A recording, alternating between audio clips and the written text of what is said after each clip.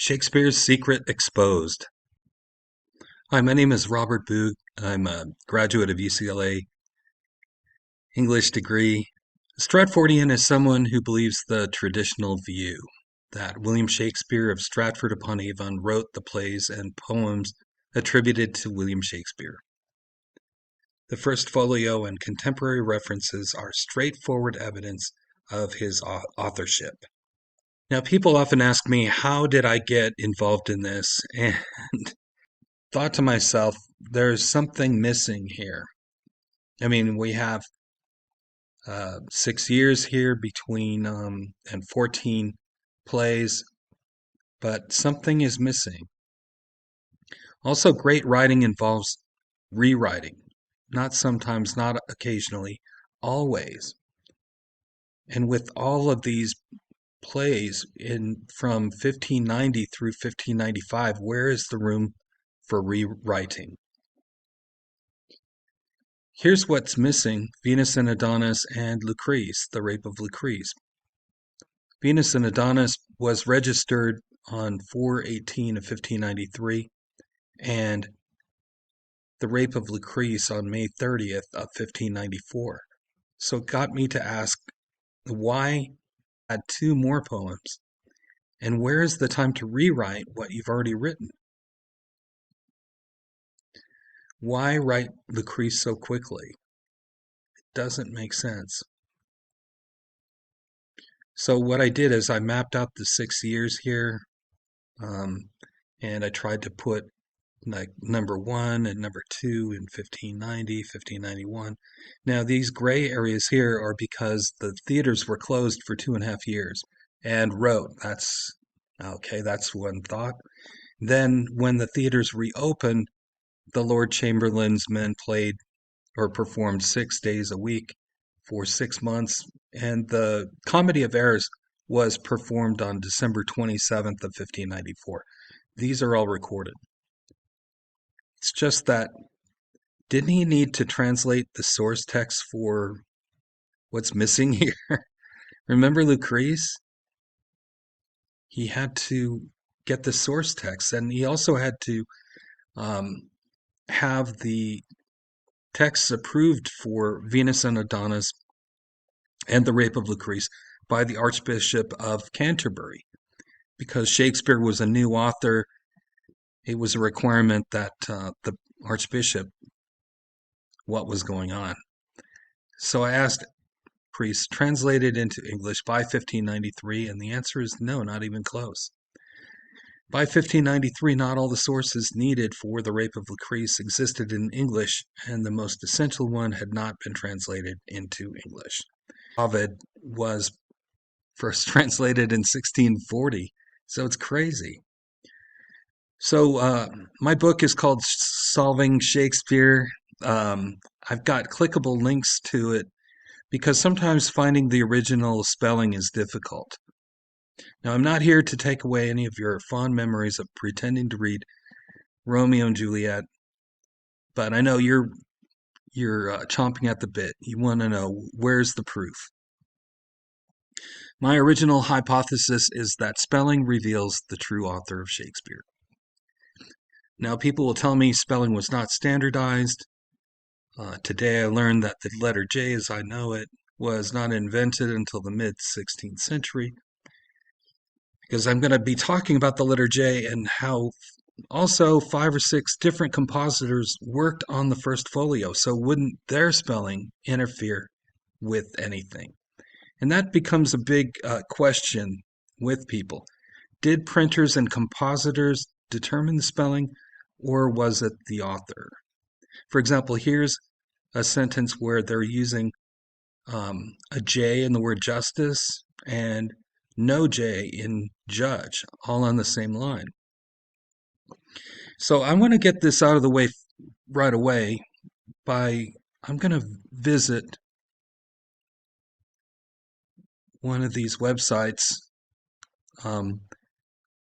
This book is from 1619, and we're going to find out if the letter J is in this work. And you can see there are no results for a J within this text. Okay, so most people would stop right there, but I'm thinking, well, what about the word justice? When I do that, look what happens. 5 matches for justice. 1, 2, 3, 4, 5. So even though the letter J isn't supposed to be in any, I can view the entire text. Now there are 79 instances of the letter J, and some of them are not correct. Like it just found that one there. But enjoy, subjects, justice, jars, all of a sudden they show up. So let's return to the question. Did printers and compositors determine spelling, or did the author? If we find 79 instances of the letter J now, it's got to be the author, because the printers and compositors were just going along with it. Here in 1612, we can see the word justice, and this is by William Jaggard, the same guy who published the First Folio. Let's talk about Edward de Vere just for a second. At age 4, he started being tutored by Sir Thomas Smith, who taught Greek at Cambridge University. And de Vere was raised inside Smith's private system. So one-on-one teaching with Sir Thomas Smith. Now, Oxfordians believe Edward de Vere, known as the best poet in Queen Elizabeth's court, did not wish to be known as the author of Shakespeare, so he used a front. But if de Vere wished to be invisible, how would we know today that he was the author? So I suggest compare it to a black hole. Black holes are invisible. How do we know that they exist? And the answer is by the surrounding stars. In this case, the surrounding people. People around Edward de Vere would be Arthur Golding, Sir Thomas North, William Shakespeare. Here's why. Sir Thomas Smith wanted to standardize English, and he composed a book in English called the New English Alphabet. And he gave several changes, but I'm going to just focus on 3. 1, delete unnecessary letters like the letter J. So replace it with the letter I. Add double vowels such as A, E, E, O, O, and U, U. So A, E, E, O, O. But when it came to the U, use a W for a long U sound. So that's where you get this word U spelled like we would pronounce it yow, but a W made a long U sound. And we even see it with Queen Elizabeth. When she writes a letter to Queen Mary, Mary Queen of Scots, you can see where she writes yow several times. So this was not a normal thing. And why the 2 vowels? Smith believed that we needed 2 vowels in order to add an accent mark. So you could say me with an accent over the first E, and that would show you how it should be spelled. And here's Edward de Vere. He signs his name E. Oxenford.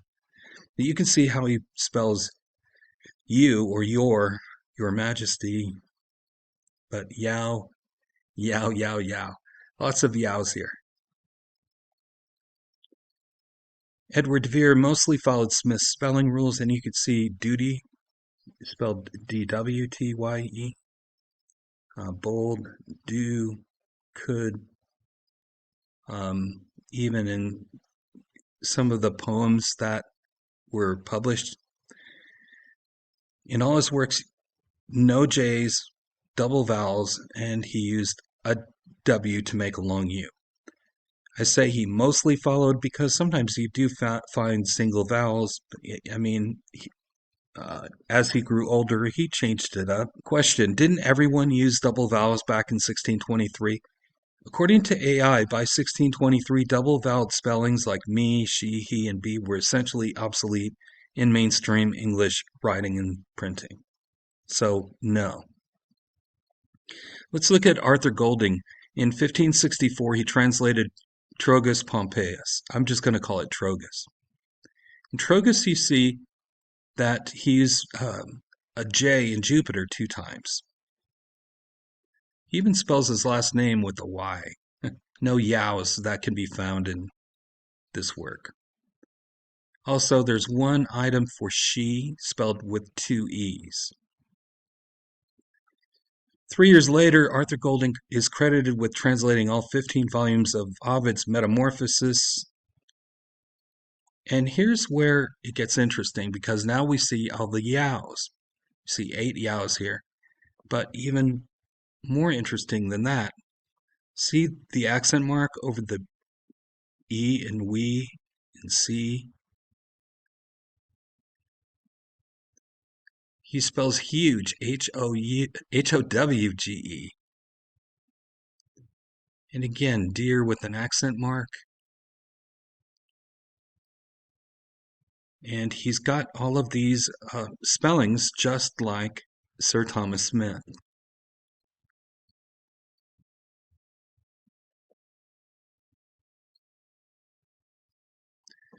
So Trogus before in 1564, me 0 times, 1567, 406 times.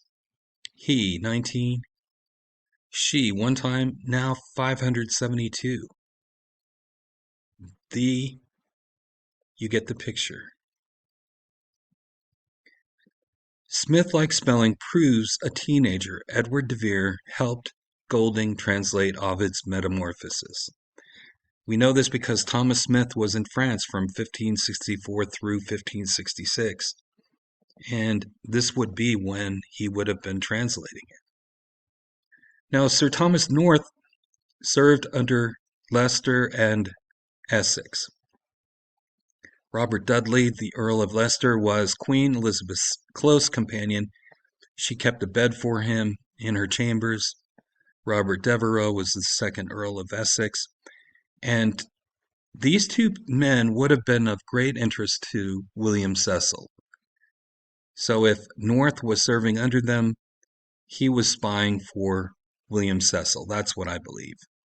But in 2022, Dennis McCarthy used anti-plagiarism software that compared Shakespeare's writing to Thomas North's, and he found all of these out and out plagiarism, really.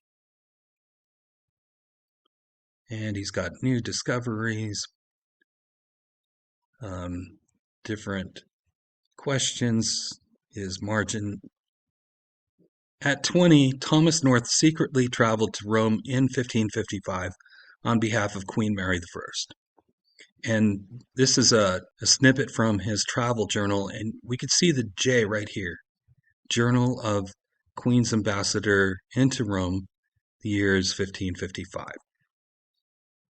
So Thomas North uses a J. 1568, Thomas North's spelling changed.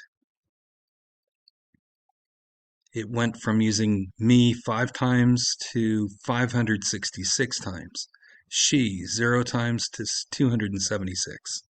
He 5 times to 2,566. Yao 0 to 10 times. You get the picture. And there are over 1,300 letter J's in 1557. That's because he was using secretary hand where an I and a J were interchangeable. But in 1568, there are 0 letter J's. Why does North's spelling change? What was happening in 1566? In 1566, Queen Elizabeth wanted to marry this guy. This is Charles, the Archduke of Austria. But the Queen had a problem. She was a Protestant, he was Catholic, the Pope had died in December, and a new Pope was being elected in January of 1566. So she needed someone to send to Rome, and I believe she sent Thomas North. Why? He'd been to Rome before in 1555. The roads in January would be icy, but he knew the route. He spoke French, Spanish, and Italian. He was a soldier passing through unfriendly territory. And my own personal hypothesis is that they revised the Dial of Princes to provide a perfect cover for a spy. There's probably a coded message in here, I think, and it has to do with English out of the French. Mary, Queen of Scots, was captured. She was a Catholic, raised in France. At 18, she went back to Scotland, and the English captured her. But this is my belief. It's not anybody else's that I know of. That it all points to Edward de Vere. Why couldn't Francis Bacon, in other words, write Dial in 1568? Or any of the other 58 partial or full Shakespeare claimants? And the answer is the main Shakespeare candidates were too young. Shakespeare himself was 2 years old, Henry Neville 4, Francis Bacon 5 to 7, and Edward de Vere would have been 16 to 18 years old. So the main Shakespeare candidates were all too young. Stratfordians will tell me Smith-like spellings prove nothing. The letter J was not fully standardized in English until the mid-1600s. Many printers used I for both vowel and consonant sounds. Yao could have been pronounced differently. Therefore, Smith-like spelling is simply an orthographic lag and not evidence of authorship. So here's Thomas North's travel journal. And again, we see the J's here. St. John's, and this is an I in faith. So J words we see in Thomas North's travel journal, but not in the entire 1568 revised Dial of Princes. J words are not found in North's translation of Donny, 1570, and J words are not found in the entire text of the 1579 translation of Plutarch's Lives. That involves 1.2 million words. In the introduction to Plutarch's Lives, we do see Thomas North again. This is January of 1579. You can see a J here, and in the word judgment here, he's got two J's. Here's his I. So he's definitely using different letters for these two. They're not being used interchangeably. So the text of Plutarch's Lives has 1.2 million words, many with double vowels, yet there is not a single J initial word in the entire text. Exactly. The no J initial words, double vowels, and W for the sound of a long U. Is it found in Shakespeare? And the answer is yes. There are no English words with the letter J in the entire original text of the First Folio. This you can see for yourself at shakespeareswords.com. And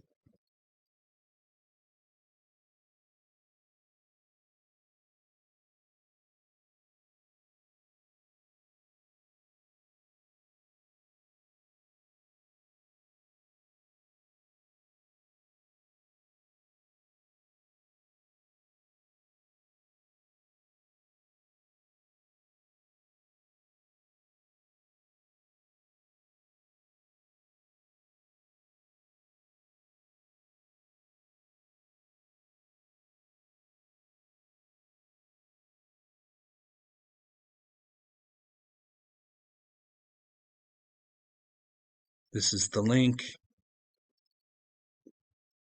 18 plays were never printed before the First Folio edition in 1623.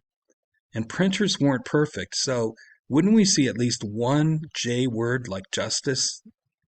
They're not perfect because they spelled Kempe with a T, and Thomas Pope is spelled poop, like spelling she with two E's instead of one? The answer is no. They may have one thing or two things, but never all three. So we know that spelling was not consistent in the Elizabethan era. Hamnet could be spelled as Hamlet, but if this is true, then why are there no J's in the First Folio? Also none in Dial, Lives, or Metamorphoses. And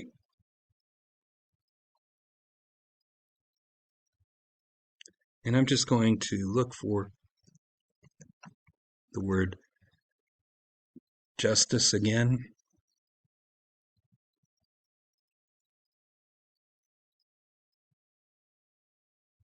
And you can see that it shows up all kinds of times. I think a total of 1,700.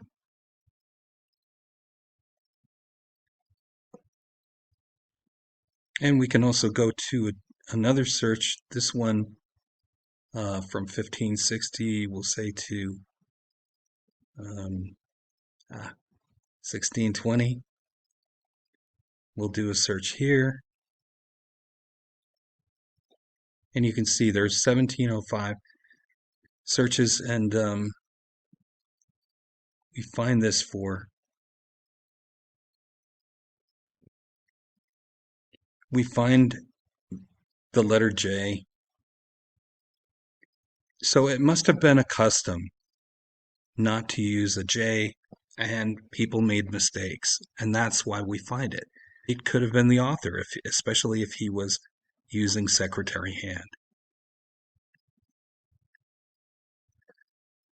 We have to ask, why does Shakespeare use Smith spelling? We see the word, why do you keep alone? He has the yow. This is in Shakespeare, and so this must be Douglas. Why does Shakespeare use Smith spelling? But if Edward de Vere died in 1604, how could 10 plays be written after 1604, like The Tempest?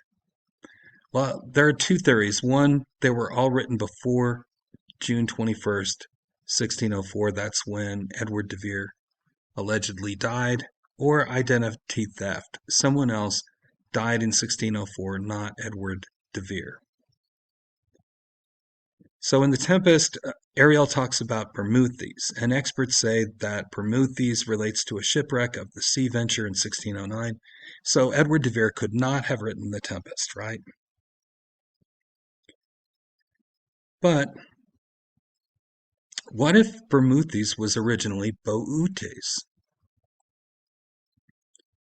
So the line goes, fetch dew from the still vexed Boutes. Boutes was a constellation. It's an ancient Greek word that roughly translates as the ox driver. He doesn't want Boutes because that's the ox driver. So I need to change this to Bermoothes. That's what I'm thinking. Boutes is still vexed because it chases Ursa Minor, the little bear, or Little Dipper in the sky, and can never catch him. So here's Boutes here. Here's Ursa Minor, or the Little Dipper. So he's always after him, but he's still vexed because he can never catch him. What about dew? Manna or dew is still found today in the village of Castelbuono in Sicily. And here is Sicily became the largest producer of manna, known by the Greeks and Romans as dew honey, secretion of the stars, or nectar of the gods. We know that Edward de Vere traveled to Sicily and stayed in Palermo, which is not far, maybe 10 miles from Castelbuono.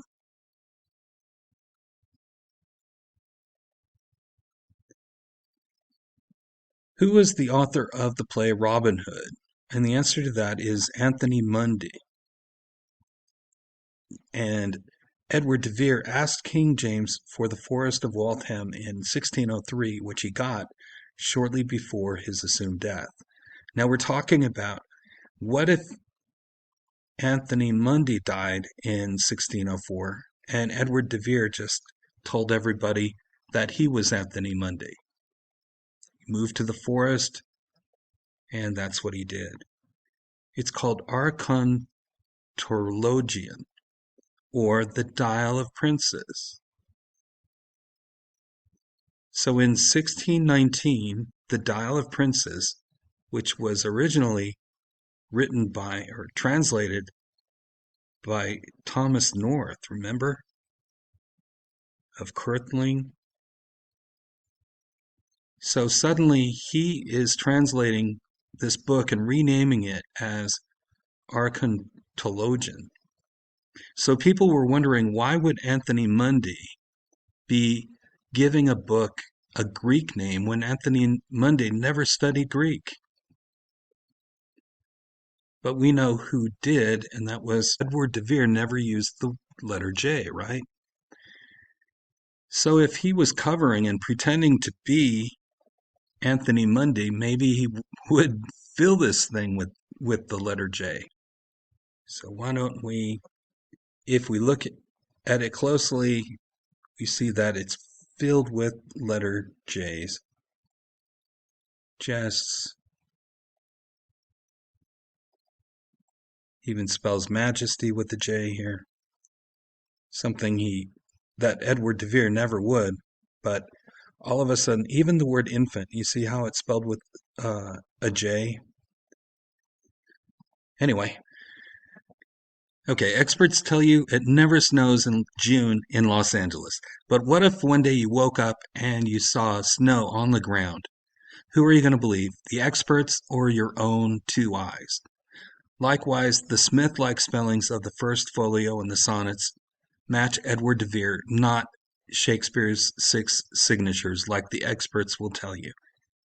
And if it walks like a duck and talks like a duck, it's a duck.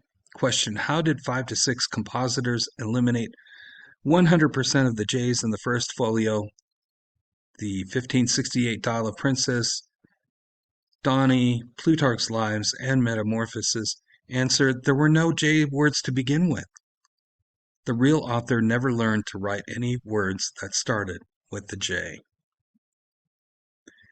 Stratfordians disagree. They say that 6 signatures are sufficient for a 100% comparison. They know that William Shakespeare made these 6 signatures, and they compare to this alleged handwriting in the play Sir Thomas More.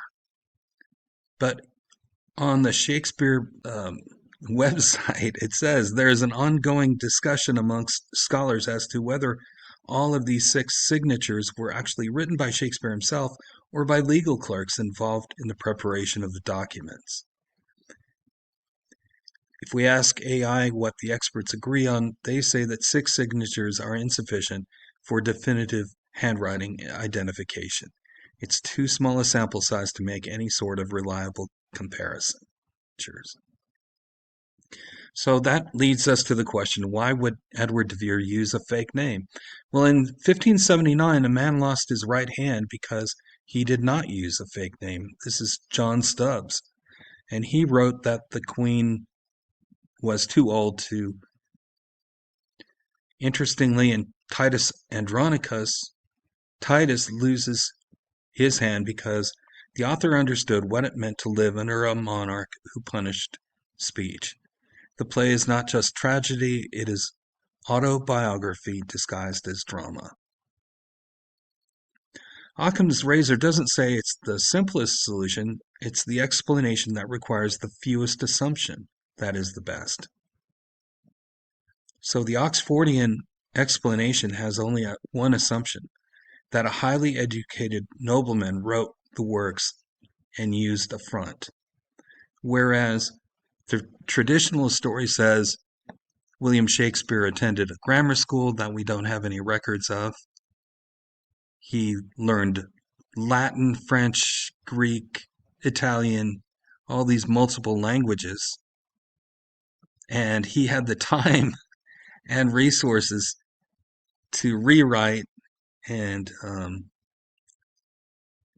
That's where it gets me. Great writing takes rewriting and time. Oxford was 15 years older. He had the time. He had the resources. He lived at Cecil House, where there were over 3,000 books, 300 maps. Also, Stratford would have needed to know the Archbishop of Canterbury to get something published in less than a year. And Smith's spelling, the two greatest influences on Shakespeare, Golding and North, plus Shakespeare himself, all spelled the same way that Thomas Smith did. So where's the proof? It's in these three items: rewriting, knowing the Archbishop of Canterbury, and Smith's spelling. How likely is it that Thomas North, Arthur Golding, and the plays of the First Folio all display Smith's distinctive spelling system, but the only one who learned it was Edward de Vere? You can see how many times he spells she here.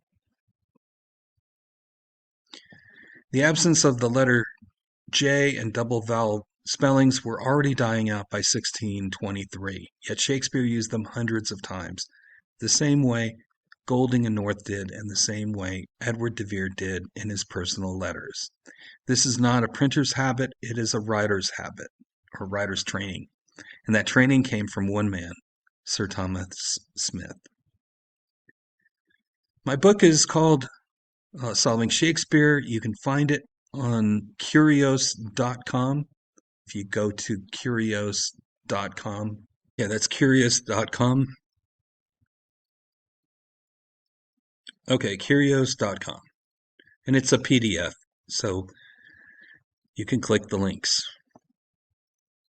Conclusion. The only conclusion that fits the evidence is Edward de Vere, who secretly translated works for Arthur Golding and Thomas North, wrote the Shakespeare canon.